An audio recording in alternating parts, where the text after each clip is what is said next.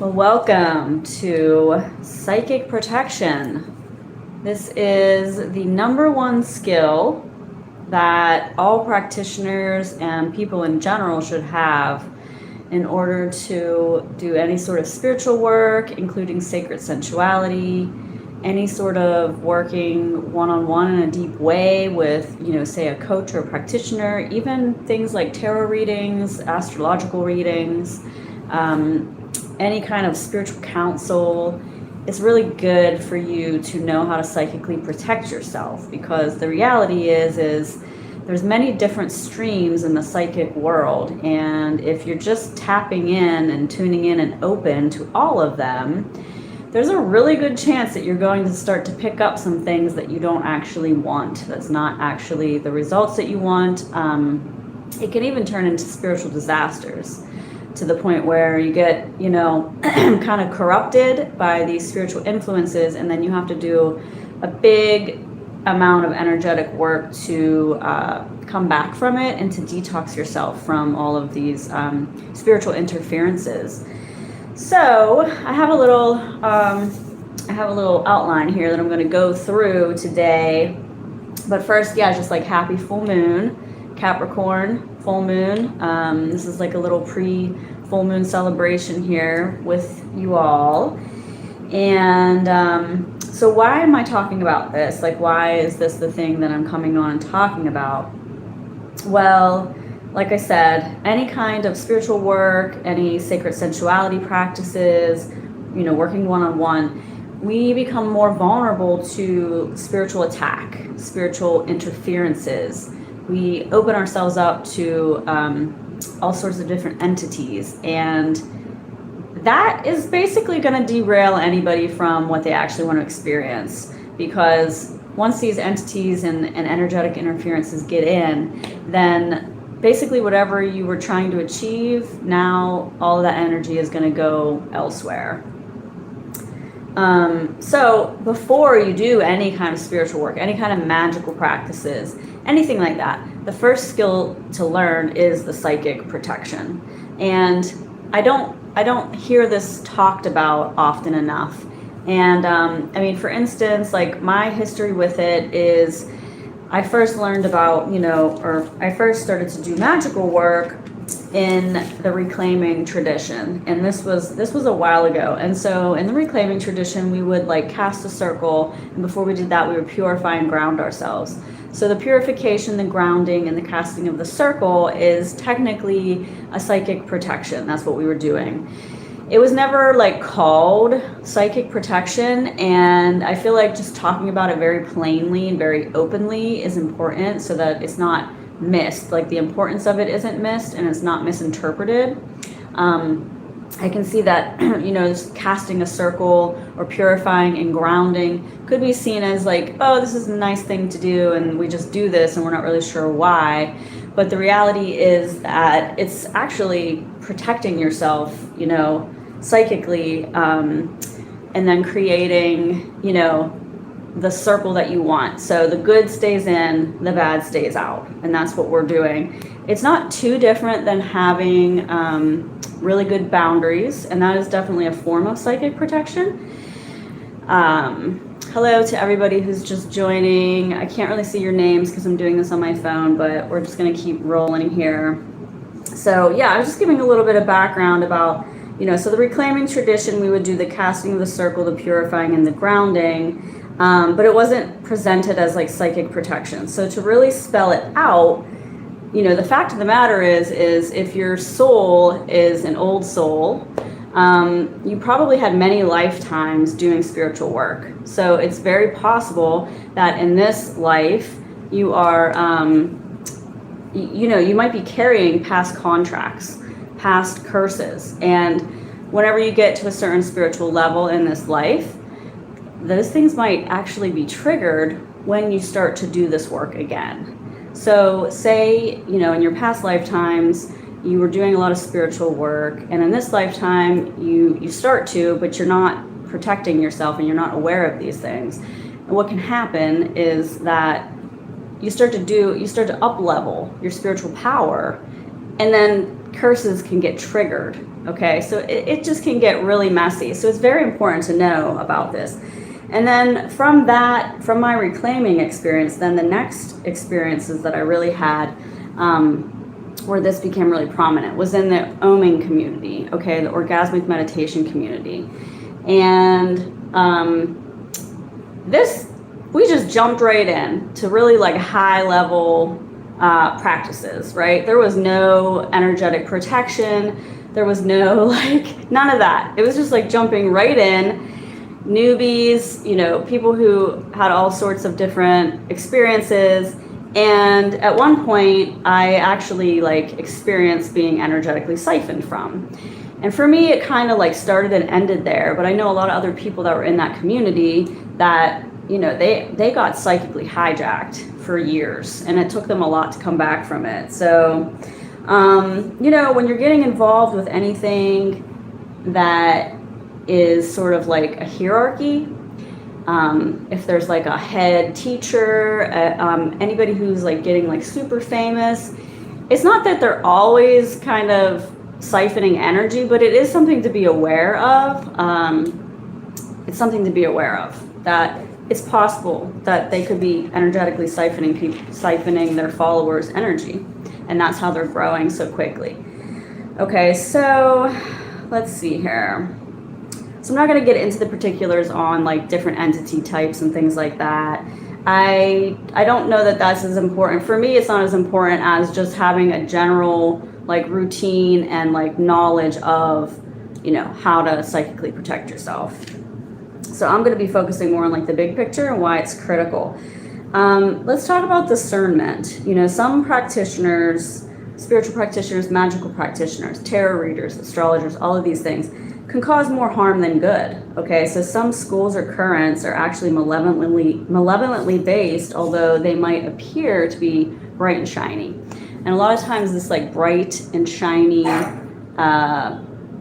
facade, it actually can be kind of a red flag, because if it's only the bright and shiny pieces and not talking about the shadow at all, hi everybody that's saying hi, then that's actually kind of a red flag. So it's good to develop discernment in who you're working with. And let's just talk about like the world of sacred sensuality in particular. Okay, so the entities love the second chakra, the sacral chakra, because the sacral chakra, is the chakra where we're connecting sexually. So people tend to be open, especially during like an intimate exchange, you're open. And, entities love that because you're open, so they can get in easily.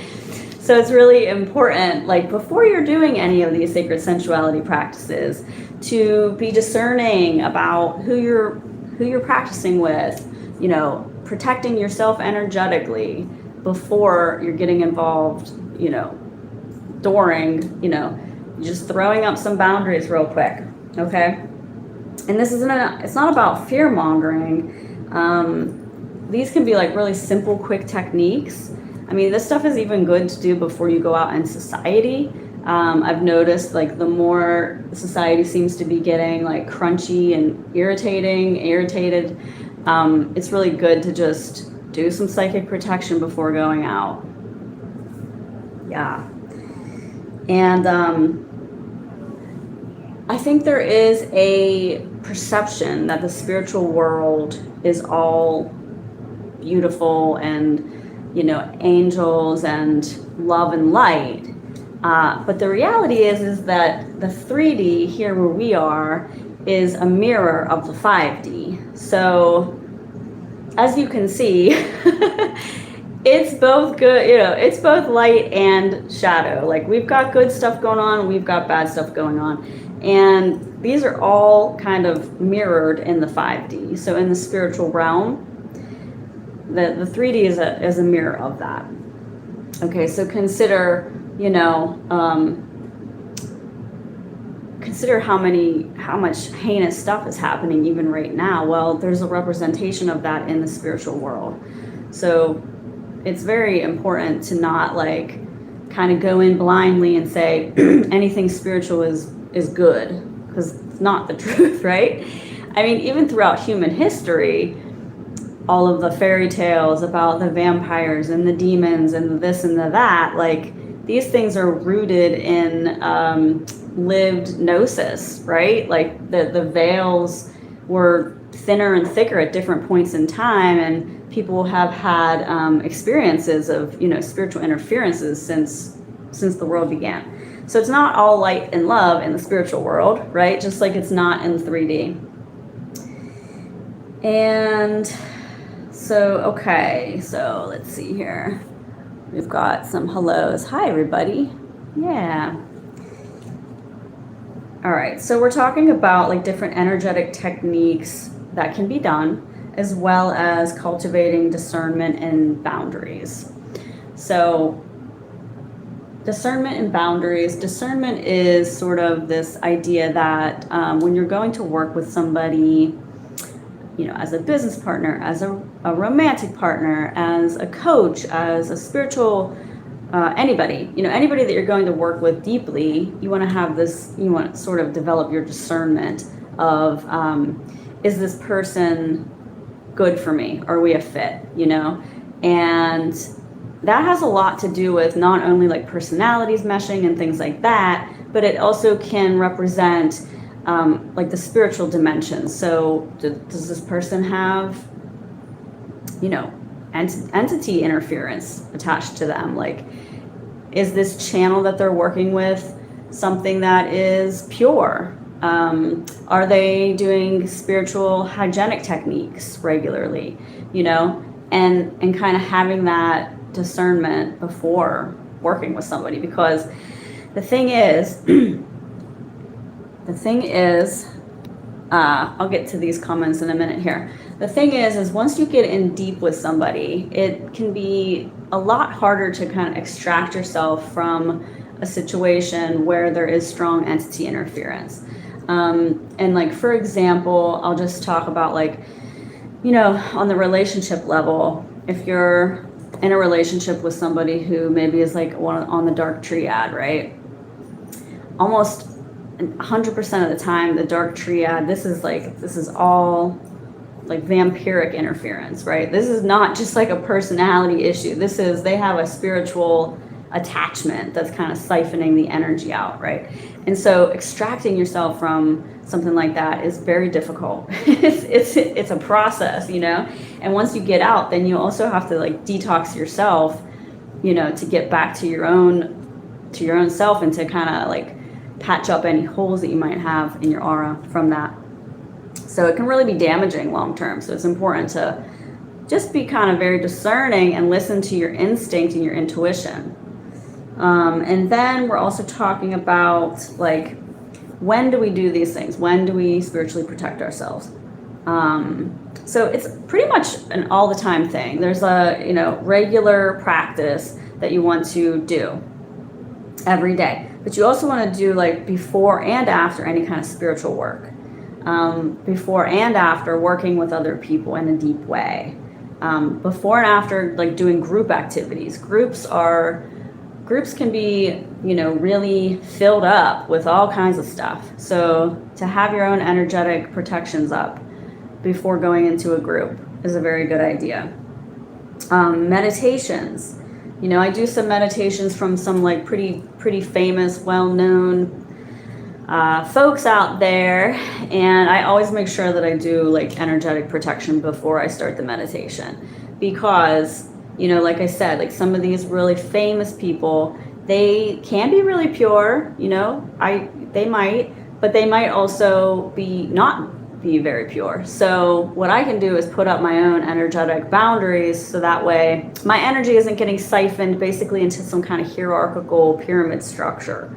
All right, so that, you know, if everybody's energy is kind of going up the pyramid and feeding this person that's at the top, you can see like how that works, right? And then that person gets bigger and more famous and everything else. So just like do your energetic practices before the meditations. And of course, like any kind of direct magical work, any sort of sadhanas, meditative practices, like just, starting by protecting yourself.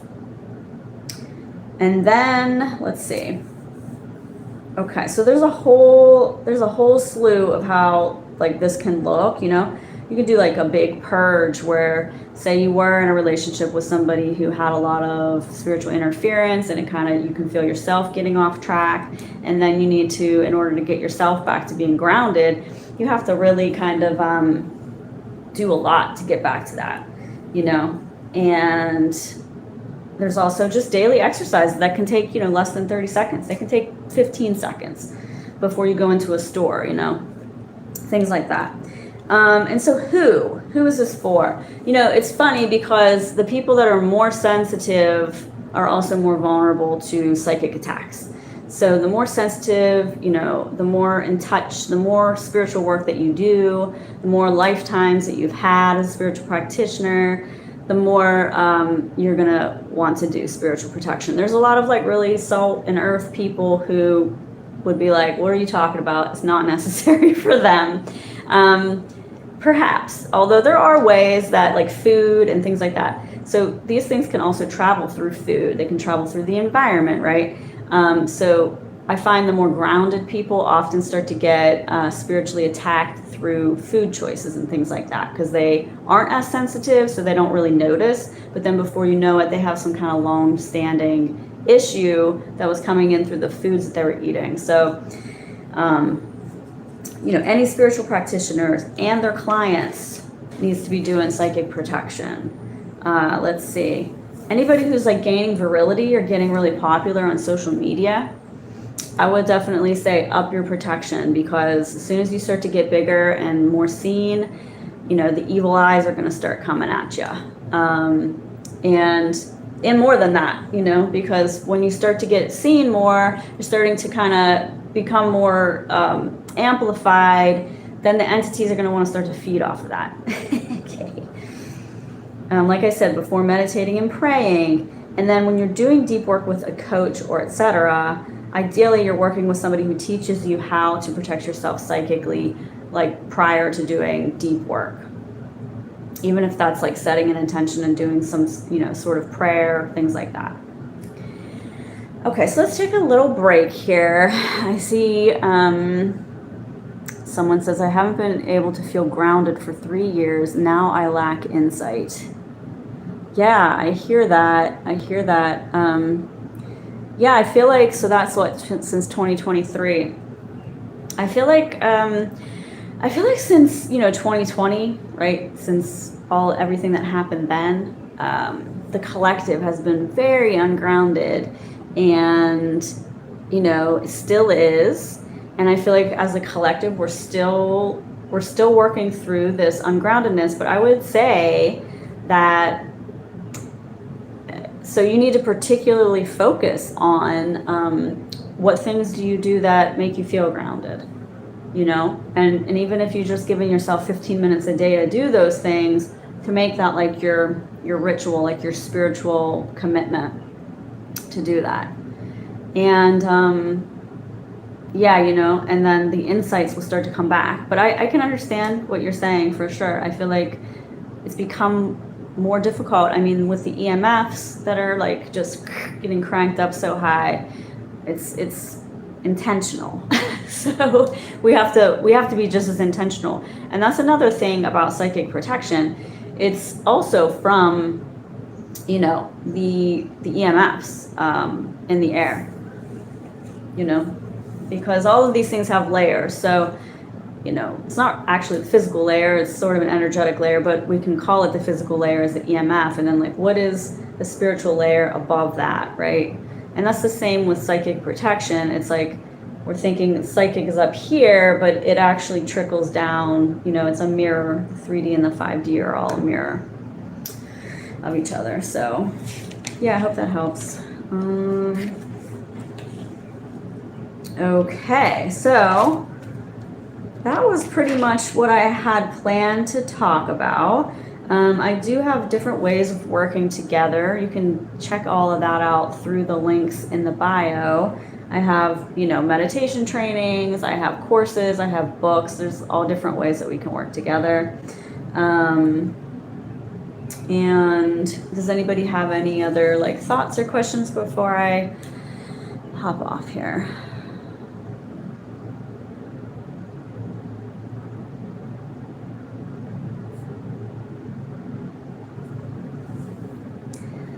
Okay, well, thank you for being here. Okay, let's see. Some things are too crazy to say, so I won't get into it, but I appreciate your response. Yeah, I hear that. I hear that. That's, some things are, you want to have more of a tight circle to share them in, So, yeah, that's what the one-on-one work is for. So yeah, thank you for sharing that, and I'm gonna hop off. I'll see you next time. Bye.